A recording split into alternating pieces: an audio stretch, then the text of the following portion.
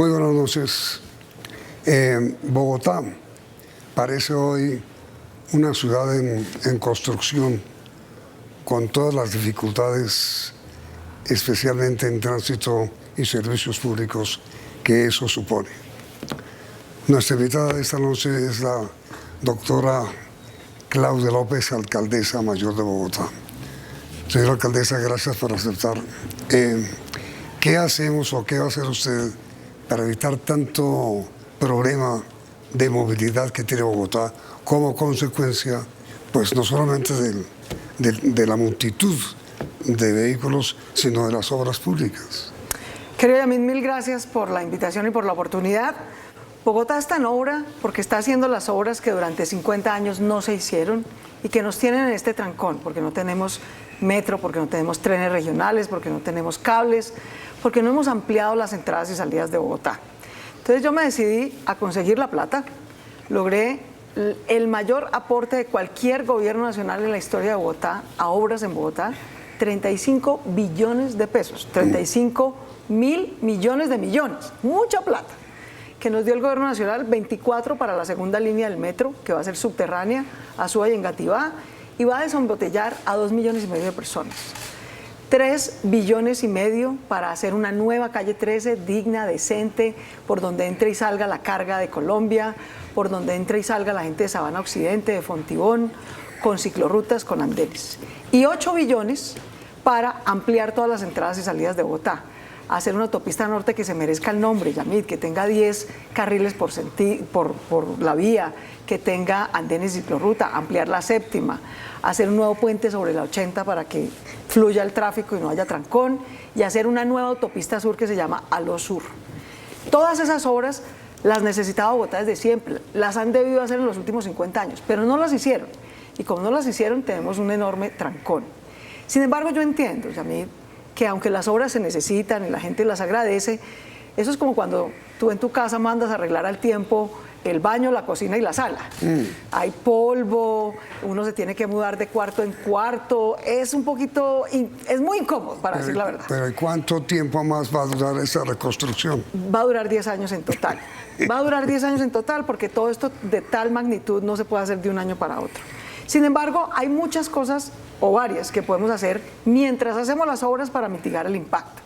Lo primero, yo estoy encima, me han visto los ciudadanos, yo voy, Yamid, y vigilo obra por obra, le ayudo a los contratistas a destrabar problemas, pero también los obligo a que me tengan el número full de trabajadores por obra, ¿sí? Para que trabajen a 2 turnos, de 6 a 2, de 2 a 10 de la noche, podamos descansar tranquilos sin ruido, pero maximicemos el número de trabajadores por obra. Eso es lo primero que podemos hacer y estamos haciendo. Lo segundo es que vamos a duplicar. Bogotá tenía muy poquitos equipos de gestión de tráfico. Para ser franca, tenía 0.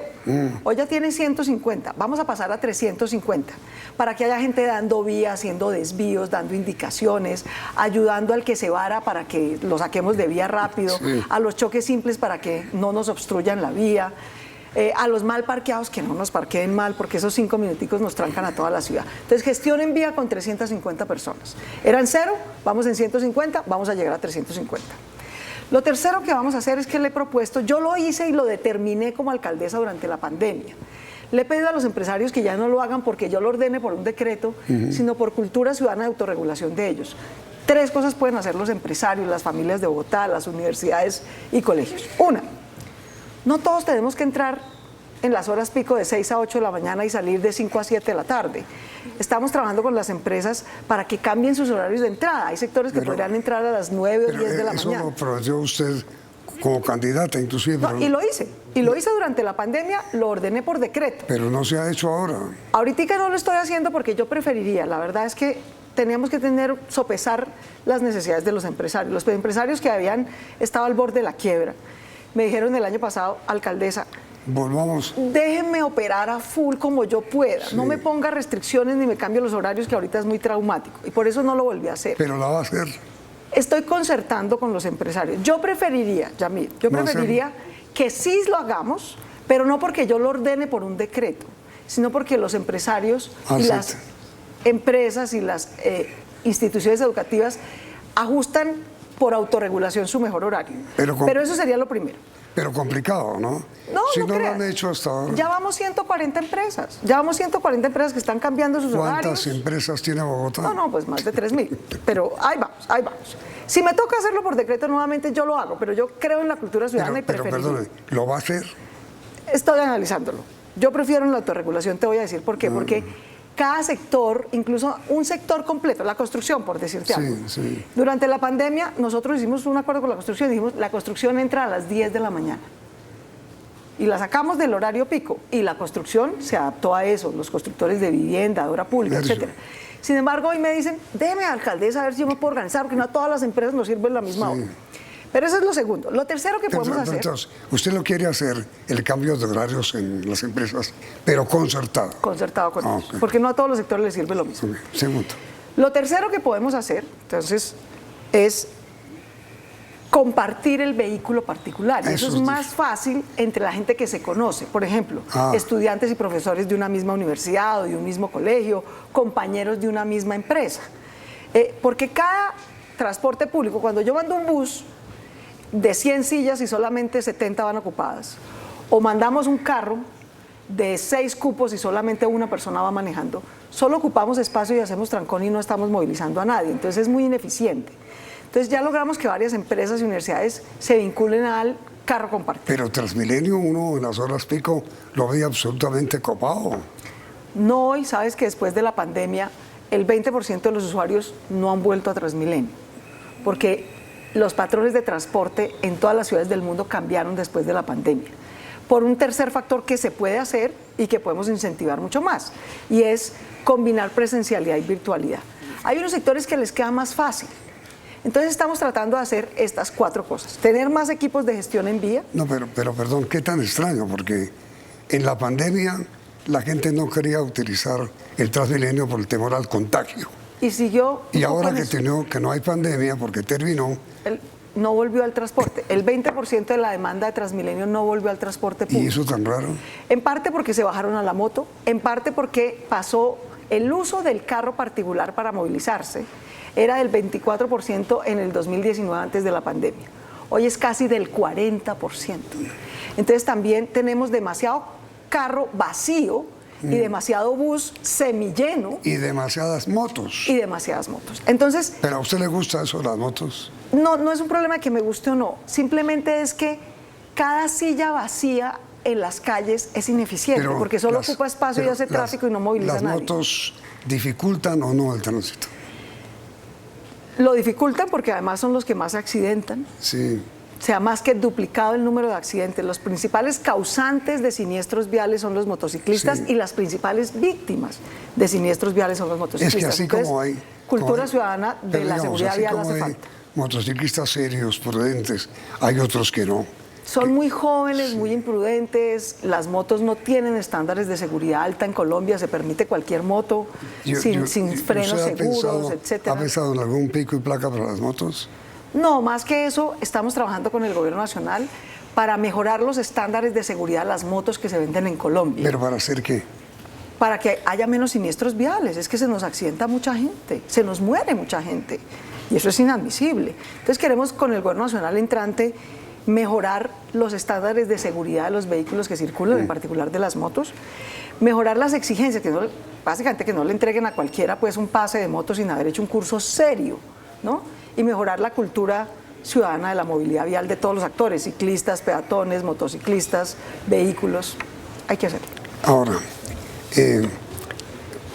sobre esto del tránsito, usted va a continuar, digamos, reconstruyendo Bogotá. Es decir, lo que hasta ahora estamos viviendo, quienes vivimos aquí, es el comienzo de... Es el comienzo de una transformación Pero que digo, estábamos en mora de hacer. ¿Cuántas obras que están en marcha hoy? Hoy están en marcha 500 frentes de obra distritales y 500 frentes de obra locales, 1.000 en total. ¿Y el próximo año cuántas habrá? Seguramente 1.000 porque unas se cierran y otras se abren, pero siguen siendo 1.000. Pero van a aumentar. Sí, pero Entonces, también unas se van a terminar. Pero entonces, ¿se imaginan lo que viene? Lo que viene es la transformación de Bogotá. Lo que viene y lo que necesitábamos también, Yamit, tú aquí lo has contado muchas veces. La pandemia nos triplicó la pobreza, la pandemia nos triplicó el desempleo. Sí. Ninguna democracia es viable a 40% de pobreza y 30% de desempleo. Entonces yo tenía la obligación de salvar a Bogotá de la muerte, que la salvamos con la pandemia, las vacunas, etcétera, pero también salvar a Bogotá de la quiebra, salir a rescatar a nuestros empresarios. Esas obras que hoy vemos, esa inversión social en educación, esa inversión en los microempresarios de Bogotá está generando 452.000 empleos de los casi 4 millones de empleos que hemos, entre obras, inversión social y apoyo a microempresas. Y mire, con los impuestos de los bogotanos. Ahora, sí, le iba a preguntar eso. Usted me habló al comienzo de lo que ha costado la inversión. Sí. ¿Ese dinero ha salido también de los créditos que el Consejo le autorizó o no? Sí. ¿Cuánto ha recibido? Lo que estamos haciendo en inversión social, apoyo a las microempresas e infraestructura y movilidad tiene 3 fuentes de financiación. La primera, los impuestos de los bogotanos. Sí. Gracias a las familias, a las empresas que hacen un esfuerzo, pagan sus impuestos. Aquí los manejamos con total pulcritud para generar empleo y para transformar la ciudad. La segunda fuente son los 35 billones de pesos que nos aportó el gobierno nacional. Sí. De 2 fuentes principales, o su propio presupuesto pero para hacer el metro. El gobierno es para el metro. 24 es para el metro, pero 8 es un acto de justicia con Bogotá, Yamid. Los bogotanos llevamos décadas pagando peaje para salir de nuestra ciudad. Nunca nos devolvían un peso de esos peajes y ahora le dan para hacer las vías dentro. Parte. Me dan el 35%, se lo dan a los bogotanos. Esa fue una cosa que logré con el gobierno. Usted aspira al 100%. Bueno, por lo menos me dieron el 35%, mejor que cero. Gracias a eso, que es un acto de justicia con Bogotá, estamos ampliando la autopista norte, la séptima, la nueva autopista sur, que es la LOSUR, y vamos a hacer la 3. Pero de los créditos... Y la tercera fuente es crédito. De los créditos macros, sí, autorizados por el Consejo, sí, ¿cuántos ha contratado? Uy, es que nos autorizaron mucha plata. ¿Por cuánto? Nos autorizaron cerca de 11 billones de pesos. Por eso. 10.000 millones de pesos. Sí. Eso es mucha plata. Y después nos autorizaron 5 más. Pero ya ha contratado. Hemos contratado, por ejemplo, una parte de eso está contratado en la primera línea del metro, una parte de eso está contratado ya en 35 colegios, una parte de eso está contratado ya en 20.000 becas para que estudien los jóvenes de Bogotá. Entonces una parte ya está contratada y otra parte se va a contratar. Por ejemplo, el año entrante contratamos la segunda línea del metro a su vengativa, ahí contratamos otra parte. El año entrante vamos a contratar a becar a 56.000 jóvenes más para que estudien, ahí se va a ir otra parte. El año entrante vamos a contratar 25 colegios más, además de estos 35. Mire, ahí se va otra parte. Lo que más le preocupa a la ciudad, entiendo yo, no es que contraten, sino está bien que la ciudad se endeude porque tiene capacidad para hacerlo, sí, sino esos créditos, ¿a qué tasa la contrataron después de comercial?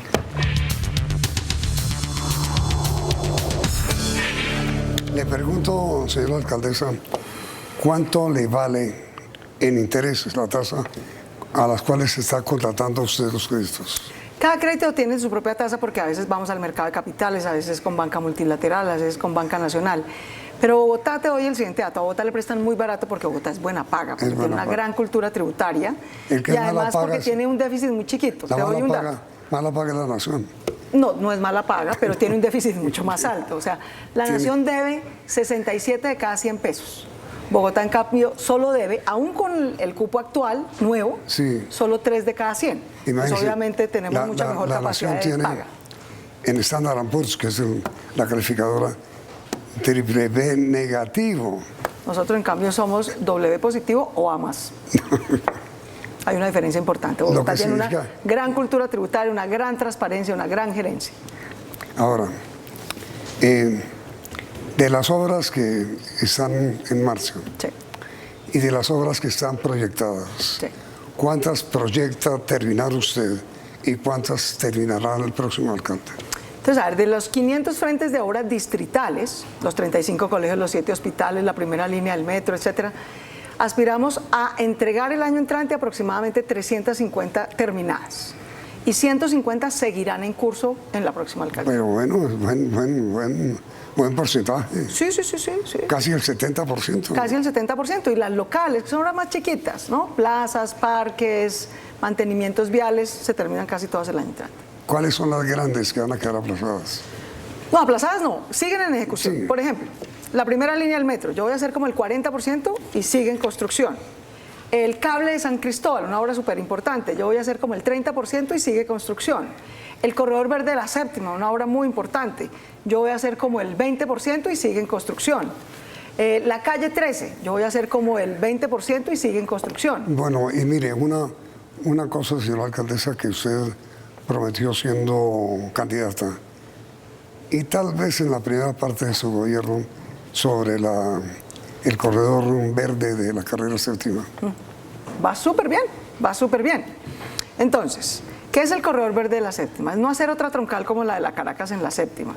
Para empezar, no lo paré yo, lo pararon los jueces, que dijeron que eso estaba mal planeado, la comunidad se quejó. ¿Peatonal con razón. toda? No. La Séptima va a tener transporte público con carriles exclusivos y buses 100% eléctricos. Eso es parte de que sea un corredor verde, que tenga menos emisiones.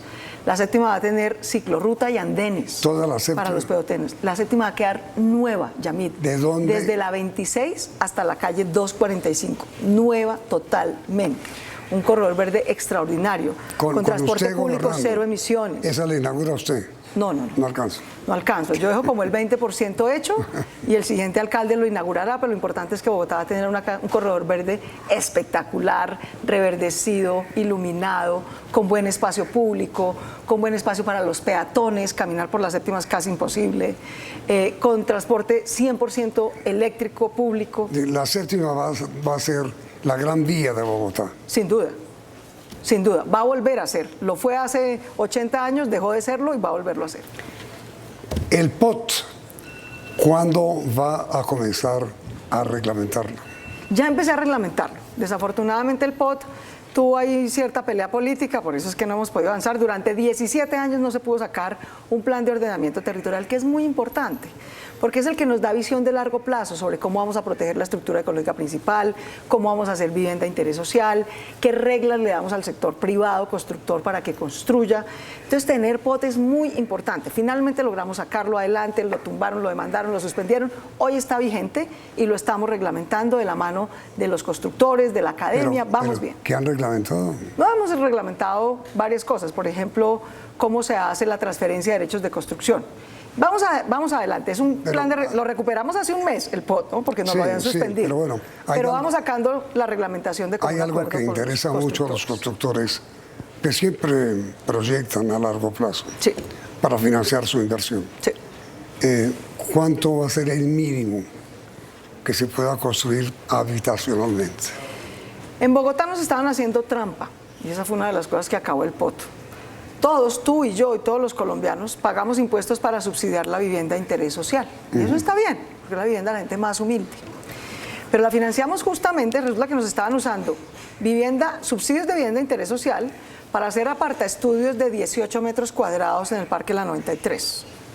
Eso es trampa, queridos. Y esa es una de las cosas que acabó el POT. Entonces, ¿qué determinó el POT Bogotá Reverdece, que hoy está vigente? Determinó que cualquier constructor que haga vivienda, que todos los proyectos deben incorporar vivienda de interés social, primero. Segundo. ¿Vivienda de interés social en el norte?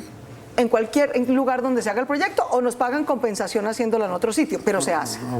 Y segundo, que debemos tener unas condiciones dignas de habitabilidad y vivienda. 42 metros. 42 metros cuadrados para que tengamos cuartos separados, por lo menos 2, separados la cocina del baño, separadas las áreas sociales de las habitaciones. Eso será lo mínimo. Eso es lo mínimo. Lo mínimo. No 18 metros cuadrados. No, sí. Pero bueno, esos 42 metros cuadrados ya está definido. Ya está definido. Okay. El transporte público. ¿Cómo va su idea de un operador público para el transporte? Va muy bien, va muy bien. La aprobó el Consejo en el plan de desarrollo. Sí. La Rolita se va a llamar nuestro operador público de transporte. ¿Y cuál es nuestra racionalidad ahí, Yamid? El transporte público es un servicio esencial, como el agua, como la energía. Sin transporte público no tendríamos cómo trabajar, cómo ir a estudiar, en fin.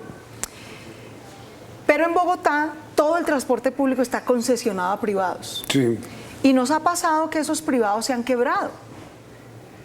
3 se quebraron. Están subsidiados. Y no tuvimos con qué salir a operar. O sea, también ni todo público ni todo privado. Nuestra lógica es que sea mixto y el operador público va a ser uno de los operadores. Empieza en 2 semanas a operar. Va a ser el primer operador público de transporte con equidad de género. La mitad de las empleadas en constructoras, conductoras, gerentes serán mujeres, la otra mitad serán hombres. El 100% de la flota de nuestro operador público será eléctrica y limpia. Queremos tener un operador público de muy buenos estándares sociales, de movilidad, ambientales, que complemente, que tengamos un sistema mixto, para que siempre tengamos con qué responder. El operador público va a ir escalando. Ahorita va a empezar con una flota más o menos de 290 buses a cubrir 2 zonas de la ciudad, sobre todo el Perdomo en Ciudad Bolívar y otras zonas del sur. Luego el año entrante, por ejemplo, se había dado en concesión a un operador privado el cable de Ciudad Bolívar. Se vence esa concesión el año entrante. En el 2024, perdón. En el 2024 nuestro operador público entrará a operar el cable de San Cristóbal, el cable de Ciudad Bolívar. Cuando terminemos de construir en 3 años el cable de San Cristóbal, entrará a operar el cable público de San Cristóbal. O sea, poco a poco va a ir creciendo, pero siempre va a haber un sistema mixto. Pero, a ver, alcaldesa, primero, el transporte público, cuando lo hubo en Bogotá, en buses, quiero decir, fracasó, quebró. Eso fue un desastre, ¿no? Desastre, desastre. Pero cuando lo tuvimos todo privado, unos privados también fracasaron y también fue un desastre. No, es que hoy están perdiendo. No, el problema no es que pierdan, porque el transporte público no es un negocio, no es rentable, es subsidiado en todo el mundo. Pero, el problema es no tener el riesgo. Yo no tengo aquí sesgos ideológicos. No, ni que sea 100% público, porque en el pasado no funcionó bien, se politizó y funcionó mal. Pero que tampoco sea 100% privado. Pero Transmilenio da utilidad. No. Es que no se trata de que dé utilidad. De hecho, uno de los grandes desafíos, y lo estamos discutiendo con el nuevo gobierno nacional, es que en todo el mundo, Yamit, el transporte público es subsidiado. Sí. Es subsidiado no solamente por los gobiernos locales, sino por el gobierno nacional. En Colombia no. En Colombia el gobierno nacional no subsidia la operación de transporte público. ¿Cuánto es el déficit que tiene hoy Transmilenio? Es más de 2 billones de pesos. Billones, porque la pandemia además nos quitó ingresos y la pospandemia nos quitó pasajeros y ya nunca volvieron. Y eso va a seguir creciendo. Sí, y entonces estamos discutiendo con el gobierno nacional cómo financiamos esto para que sea razonable. Una parte seguirá siendo una tarifa que es bastante subsidiada, otra parte serán impuestos de Bogotá, pero otra parte debe ser cofinanciación del gobierno nacional a los 8 sistemas de transporte público de Colombia. Entonces, ¿va a haber alza en la tarifa de Transmilenio? Pues todos los años hay una alza. No le pregunté cuándo, si no va a haber. Todos los años hay una alza, pero que cubre básicamente la inflación. No cubre realmente la operación. Lo que va a haber es un incremento del subsidio que da el gobierno nacional, que nunca ha dado. Entonces va a haber un aporte del gobierno nacional, pero la tarifa para también, que no tengamos que subir tanto la tarifa. Pero sí va a subir. Todos los años sube, pero sube básicamente la inflación. Pero no la inflación, subiría el 10% de inflación. Todos los años la tarifa sube solamente la inflación porque nos obliga la ley a cubrir los costos mínimos de inflación. Pero realmente la tarifa nunca, en ningún lugar del mundo, cubre los costos de operación del transporte público. Claro. El transporte público es un servicio público esencial que debe ser cofinanciado por el gobierno. Claro, que en el como mundo se cofinancia el agua, como se cofinancia la energía. Que en el mundo entero da pérdida, además. Aquí también, pues porque no es que dé pérdida, es que la tarifa técnica, lo que cuesta operar el sistema, es mucho más que lo que los ciudadanos pueden pagar. Entonces esa diferencia la tienen que cubrir con impuestos el gobierno nacional y el local. Pero hay un acuerdo entre usted y el gobierno nacional ya para financiar el déficit de Transmilenio. No solo de Transmilenio, de los 8 sistemas de transporte público de Colombia. En efecto, hay un acuerdo con el señor ministro de Transporte Reyes y con el señor ministro de Hacienda Ocampo para que haya una cofinanciación permanente del gobierno nacional a los 8 sistemas de transporte público. No solamente de Transmilenio, sino de los auxiliares. Los 8. En Medellín, en Barranquilla, en Bucaramanga, en Pereira, por supuesto en Cali. Habrá aumento del subsidio. Sí, es que aumento no es que hoy hay 0 del gobierno nacional, entonces va a haber un aporte del gobierno nacional. Ahora, el pico y placa. Sí. Ha habido un rumor de que usted tiene en su cabecita la idea de cambiar el pico y placa. Pues a ver, Yamit, más que un rumor, yo lo dije públicamente hace poco. Nosotros en enero pusimos varias medidas. Pusimos pico y placa, pusimos pico y placa solidario. Hay gente que puede pagar como un cargo por congestión. Tiene derecho a eximirse del pico y placa, pero pagando. Eso ha dado resultado, ¿no? Y pusimos otra medida que es que no está exento del pico y placa el que comparta el carro. ¿Sí? Esas 3 medidas las pusimos en enero.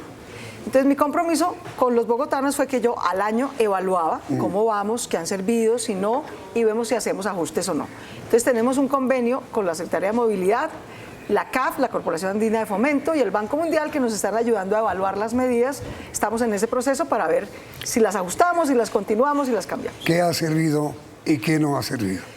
Yo creo que todo ha servido. De las tres. Todo ha servido porque la velocidad promedio en algunas horas ha ¿Aumentó? subido en ciertos corredores. Pero eso no quiere decir que no debamos evaluar y que no debamos pensar junto con otras medidas que ya te comentaba. Tener más gestión en vía, gestionar mejor los choques simples para que no obstruyan la vía, que la gente no nos parquee en vía ni nos parquee en los andenes. Los andenes son de los peatones, no de los carros y las motos. Sí. Entonces tenemos que evaluar todo en conjunto para ver cómo seguimos mejorando y gestionando el tráfico. Bueno, entonces mire, señora alcaldesa, desgraciadamente el tiempo se agotó hoy y no tengo manera de extenderlo porque comienza el noticiero para que usted me responda concretamente qué va a pasar con el pico y placa. Lo dejo como primera pregunta para el programa de mañana, Vale. si usted me acepta. Claro que sí. Muy Estupendo, querido alcaldesa. también. Muchas gracias por la oportunidad. No, muchísimas gracias. Y a ustedes, televidentes, mañana continúa la alcaldesa Claudia López con ustedes y con nosotros. Por ahora sigan aquí en Noticiero 1.